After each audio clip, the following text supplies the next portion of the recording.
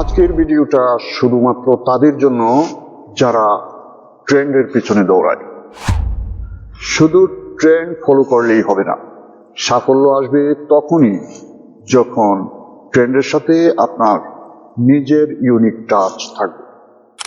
কারণ অডিয়েন্স সবসময় অরিজিনালিটি খুঁজে।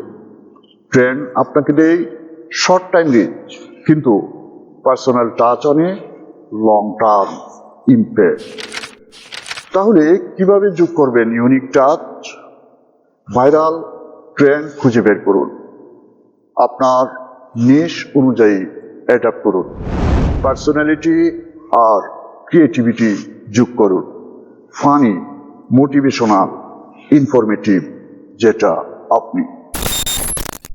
মনে রাখবেন, ট্রেন্ড আজ আছে কাল নেই।